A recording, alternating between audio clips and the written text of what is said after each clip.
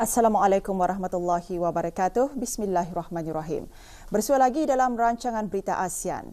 Pada 12 Jun 2014, Republik Kesatuan Myanmar menjadi tuan rumah persidangan ke-12 Menteri-Menteri ASEAN yang bertanggungjawab bagi penerangan AMRI ke-12 dan persidangan ketiga ASEAN Plus 3 Menteri bertanggungjawab bagi penerangan AMRI ke-3 Plus 3 di Naypyidaw. Dalam kerjasama penerangan dan media, para Menteri AMRI menghargai keperluan untuk melaksanakan pelan komunikasi yang komprehensif bagi memenuhi wawasan satu komuniti ASEAN pada tahun 2015. Para menteri juga berkongsi pandangan positif terhadap perkembangan yang diperlukan dan peningkatan kerjasama maklumat dan media dalam ASEAN supaya ia berkesan meningkatkan program yang sedia ada dalam menyebarkan maklumat mengenai ASEAN dan mendidik rakyat mengenai kemajuan dalam proses pembangunan komuniti ASEAN. Ikuti laporannya bersama Haji Omar Haji Abdul Rahman.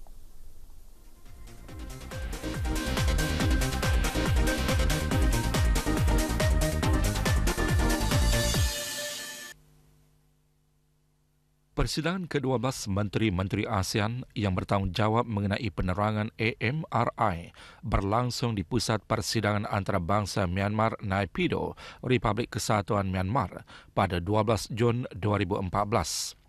Persidangan tersebut dirasmikan oleh Naib Presiden Republik Kesatuan Myanmar Tuan Yang Terutama Dr. Say Mok Kam.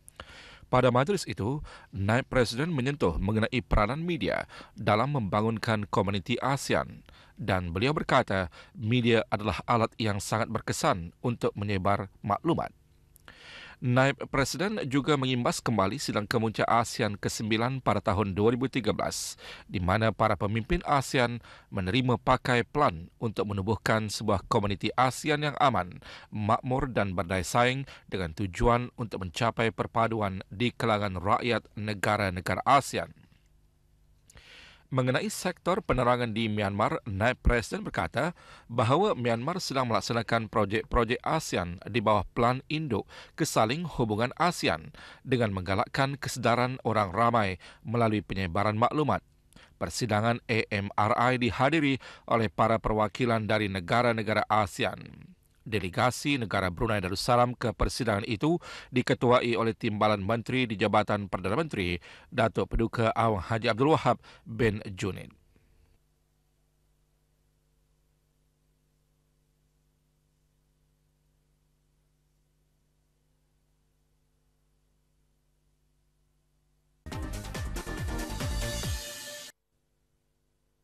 Pada sesi plenari AMRI, Timbalan Menteri di Jabatan Perdana Menteri, Datuk Paduka Awang Haji Abdul Wahab bin Junid dalam kenyataannya menekankan bahawa mesyuarat ini sangat signifikan kerana ia merupakan mercu tanda bagi ASEAN dalam mempromosikan satu komuniti menjelang 2015 dengan tema Tanggungjawab Media Sosial bagi Keamanan dan Kemakmuran Komuniti ASEAN.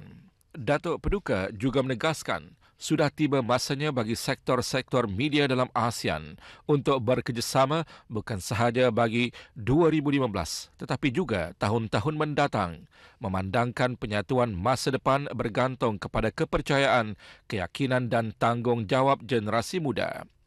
Beliau menegaskan ketika pembangunan komuniti ASEAN diteruskan, media dalam ASEAN hendaklah berupaya untuk mengurus ekspektasi masyarakat rantau ASEAN mengenai hasil integrasi ekonomi dan implikasi-implikasi ke arah mengurangkan kebimbangan yang tidak berasas yang membelenggu komuniti ASEAN. Sejajar dengan usaha tersebut, Datuk Paduka menyatakan bahawa banyak agensi di bawah pengendalian AMRI telah melaksanakan inisiatif dalam mempromosikan ASEAN mengenai bidang-bidang khusus seperti kebudayaan, pelancongan dan promosi perdagangan. Bagaimanapun, inisiatif tambahan oleh agensi pelaksana jelasnya boleh memainkan peranan tambahan dalam membantu atau menyokong profil ASEAN. Beliau percaya banyak kemajuan yang telah dilaksanakan oleh inisiatif kerjasama penyiaran digital ASEAN dan 3 kumpulan pakar di bawah penyiaran digital ASEAN, ASEAN Digital Broadcasting ADB, yang sangat efektif dalam membangun blueprint untuk membantu negara-negara anggota dalam peralihan ke arah penyiaran digital. Dalam mesyuarat tersebut, para menteri dan perwakilan ASEAN mengambil maklum kemajuan yang baik mengenai kerjasama maklumat dan media dan menghargai keperluan untuk melaksanakan pelan perhubungan yang komprehensif untuk memenuhi visi komuniti Satu ASEAN pada tahun 2015. Mesyuarat juga mengambil maklum kemajuan dan hasil yang mantap mengenai projek-projek utama yang dihasratkan untuk meningkatkan kesedaran dan persefahaman bersama dalam ASEAN melalui projek kerjasama media dan informasi ASEAN seperti pertukaran berita radio dan televisyen serta kuis ASEAN, di samping inisiatif-inisiatif baru seperti ASEAN Virtual Learning Resource Centre AVLRC. Para menteri juga bertukar pandangan mengenai kemajuan kerjasama ASEAN Campur Tiga dan langkah-langkah yang sesuai untuk terus meningkatkan kerjasama antara ASEAN Campur Tiga, Republik Rakyat China, Jepun dan Republik Korea dalam bidang penerangan dan media yang merangkumi perisian penerbitan tempatan dan pembangunan tenaga manusia. Pada akhir mesyuarat tersebut, para menteri dan perwakilan ASEAN bersetuju untuk mengadakan persidangan Menteri ASEAN yang bertanggungjawab bagi penerangan ke-13 dan mesyuarat-mesyuarat yang berkaitan dengan rakan-rakan dialog di Republik Filipina pada suku pertama pada tahun 2016.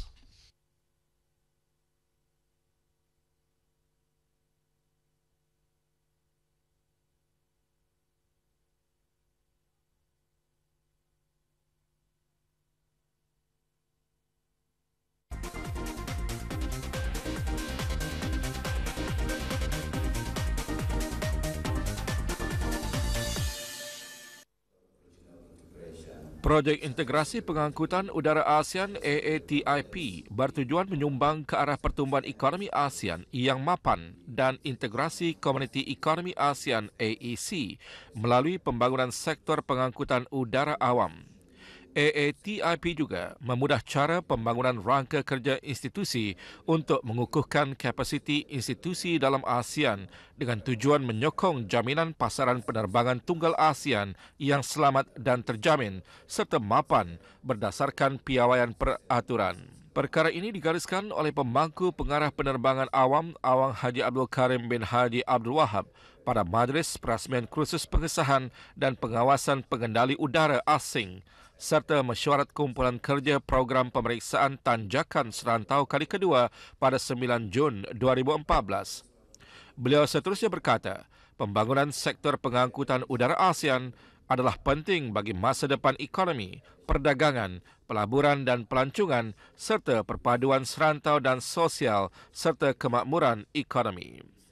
Jelasnya pertumbuhan penerbangan akan memberi manfaat kepada penduduk dan perniagaan tempatan melalui pergerakan dan perhubungan yang meluas, pertukaran pengetahuan dan kemahiran serta menjana pendapatan, peluang dan pekerjaan melalui penerbangan serta sektor-sektor perkhidmatan, perdagangan dan industri berkaitan.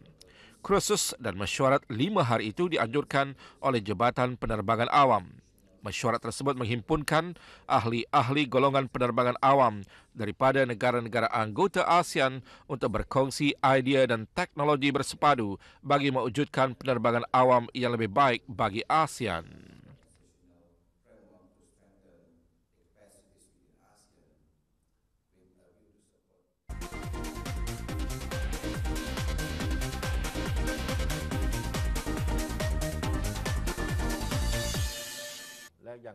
Ketua Majlis Kebangsaan bagi Keamanan dan Perintah NCPO berjanji bahawa kerajaan baru akan memulakan tugas pada bulan September ini. Beliau menarik balik perintah berkurung di seluruh negara bertujuan untuk mewujudkan suasana yang aman untuk orang ramai dan pelancongan serta meningkatkan keyakinan terhadap ekonomi. Ketua NCPO Gen Prayut Chan Ocha berkata dalam program mingguan TV berkata sejak 22 Mei lalu, polis dan tentera merampas 88 senjata api, 1,268 senapang, kira-kira 7,000 peluru dan kira-kira 300 biji bom tangan. Beliau berkata, pihak berkuasa terus menjalankan operasi dan memburu kumpulan yang memiliki senjata haram. Gen Prayut juga berkata, aktiviti perdamaian telah bermula di 56 buah wilayah. Ini termasuk perbincangan semua pihak untuk bertukar-tukar pandangan. Sementara itu, negara-negara lain lebih memahami situasi di Thailand dan pihak berkuasa Thailand akan meneruskan penjelasan mereka kepada masyarakat antarabangsa. Tanpa sebarang komplikasi, kerajaan baru mesti ditubuhkan September ini dan sebelum itu satu perhimpunan perundangan akan ditubuhkan untuk menggubal piagam sementara. Beliau juga memastikan ketelusan dalam perbelanjaan kerajaan dengan membentuk jawatan kuasa untuk memeriksa perbelanjaan kerajaan. Panel ini akan memeriksa setiap projek bernilai lebih daripada 1 bilion baht. Gen Prayut berkata pelancongan meningkat dan pembayaran bagi beras petani telah selesai sebanyak 79%. Beliau berjanji bahawa pembayaran beras itu akan dilakukan dalam tempoh 22 Jun seperti yang dijadualkan. แล้วก็คุ้มค่ามีประสิทธิภาพเกิดประโยชน์ต่อส่วนรวมอย่างแท้จริงคือเราจะต้องใช้จ่ายงบประมาณให้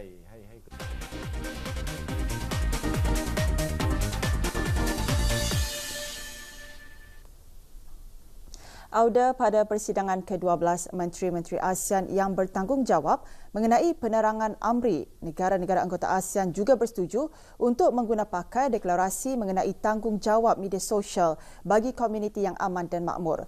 Deklarasi tersebut merupakan dokumen panduan untuk meningkatkan kerjasama dalam bidang penerangan dan media. Berita ASEAN seterusnya memaparkan beberapa bahan menarik untuk dikongsikan bersama. Laporannya bersama Haji Omar Haji Abdul Rahman.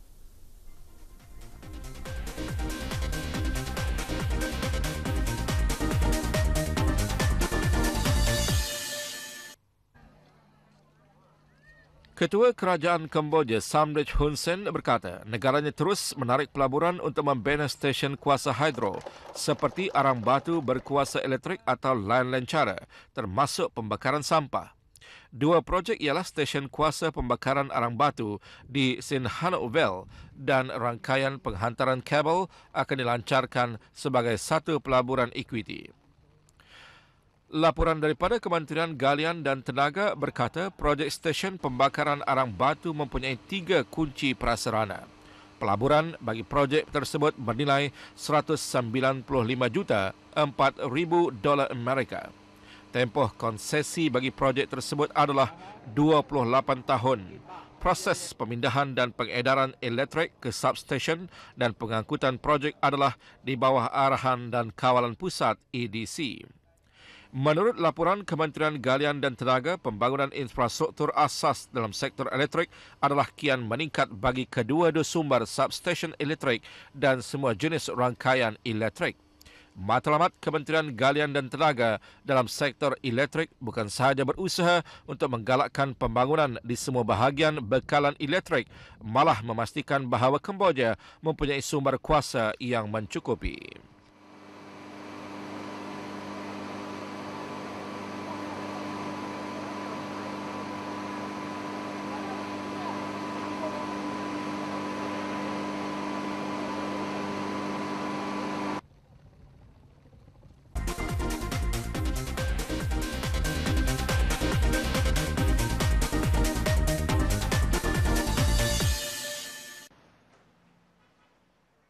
Kewujudan pusat jalur lebar komuniti di kawasan pedalaman Malaysia memberi kehidupan baru kepada penduduk.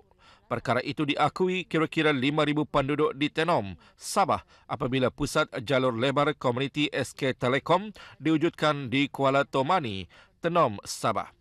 Masyarakat di kawasan itu memanfaatkan teknologi jalur lebar untuk urusan seharian dan meningkatkan kemahiran dalam bidang teknologi komunikasi dan maklumat ICT. Menggunakan teknologi canggih keluaran SK Telekom, sebuah syarikat telekomunikasi terkemuka Korea Selatan, pusat ini membolehkan penduduk Kuala Tomani menikmati liputan internet yang lebih pantas.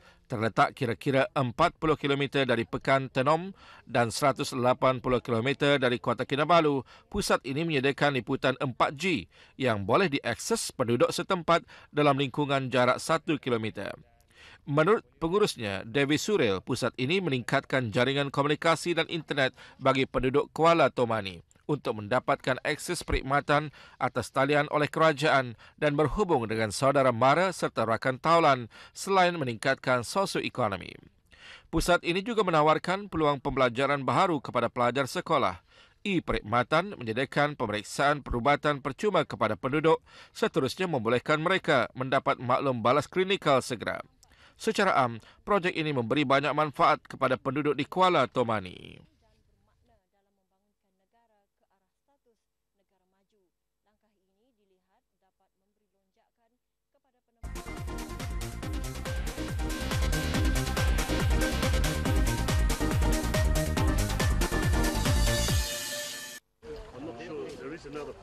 Meskipun kerajaan Laos mengisytiharkan pembasmian penanaman candu pada tahun 2006, namun beberapa orang di kawasan luar bandar, khususnya di wilayah utara, masih menanam tanaman haram itu kerana mereka tidak mempunyai apa-apa tanaman alternatif. Untuk menyelesaikan masalah ini, Suruhanjaya Kebangsaan Laos bagi Kawalan Dadah dan Penyediaan Dadah LCDC bekerjasama dengan pertubuhan-pertubuhan antarabangsa dan rakan pembangunan untuk mengawal dan menyekat candu daripada berkembang. LCDC dengan kerjasama Pejabat Bangsa-Bangsa Bersatu mengenai dadah dan jenayah yang dikenali sebagai UNODC menjemput duta dari negara yang berbeza ke Laos termasuk dari Amerika Syarikat, Jepun, Australia, England, Jerman dan Perancis untuk menyertai misi mengenai isu itu. Mereka disertai oleh wakil-wakil pertubuhan antarabangsa dan institusi keuangan mengadakan lawatan ke wilayah-wilayah Bokyo, Luang Namta dan Odom Sai. Lawatan ini bertujuan untuk menilai kemajuan dan pencapaian projek yang mendapat kerjasama dan bantuan daripada kumpulan penderma. Menurut pengurusi LCDC, Ko Chansina, lawatan itu memberi peluang kepada para peserta untuk belajar tentang masalah, cabaran dan kesukaran dalam pencegahan dadah. Beliau percaya melalui lawatan itu, LCDC akan menerima lebih banyak kerjasama dan bantuan daripada pertubuhan-pertubuhan antarabangsa dalam mencegah penanaman dan perdagangan candu haram di Laos.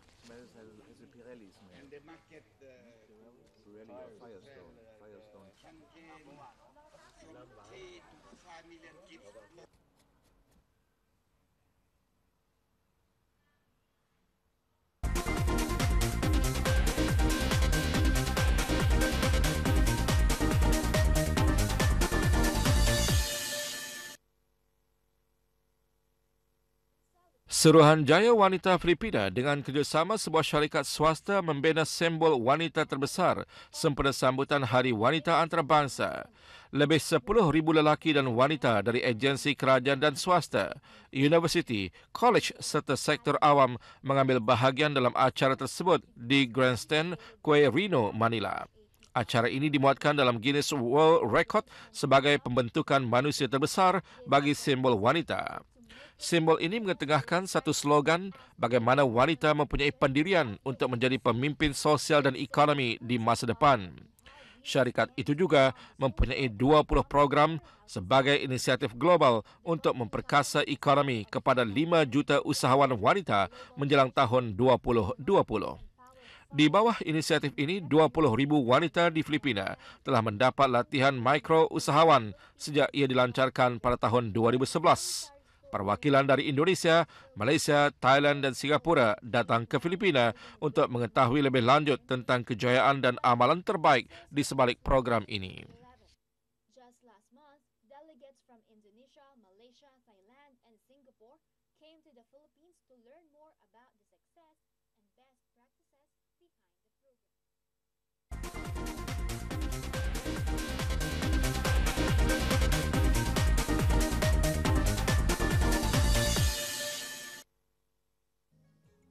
Adakah anda pernah mendengar tentang ukiran buluh yang dibakar? Seni ini dicipta oleh tukang di Xuan Lai, wilayah utara Bac Ninh, Vietnam, dalam usaha untuk memelihara dan mempromosikan kraf buluh tradisional di rantau ini. Kreativiti adalah kunci untuk memelihara kraf tradisional dan gaya baru ukiran buluh bakar di Xuan Lai telah menarik perhatian pelanggan dalam dan luar negara. Kraf buluh bakar ini telah wujud selama beratus-ratus tahun, tetapi seni ini dihidupkan kembali kira-kira 15 tahun yang lalu. Ini adalah atas sokongan dari rakan-rakan dan pelanggan, sehingga ukiran ini berkembang dengan baik. Untuk mewujudkan ukiran yang cantik dan unik, tukang perlu mengumpul pokok-pokok buluh yang tahan dan kuat dari wilayah pergunungan utara. Buluh direndam dalam air selama 3 bulan untuk meningkatkan ketahanannya. Buluh yang direndam dibakar di dalam alat pembakaran yang sesuai selama 13 hari. Buluh adalah bahan yang sesuai untuk ukiran lama. Jenis ukiran ini benar-benar buatan tangan tanpa apa-apa jentera atau bahan kimia.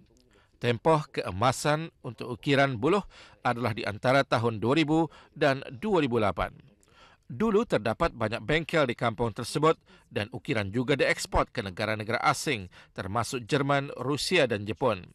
Walau bagaimanapun, beberapa tahun kebelakangan ini disebabkan kelembapan ekonomi global, ukiran buluh bakar telah menghadapi banyak kesukaran dan kini terdapat hanya 2 keluarga di Juan Lai mengekalkan kraf tersebut.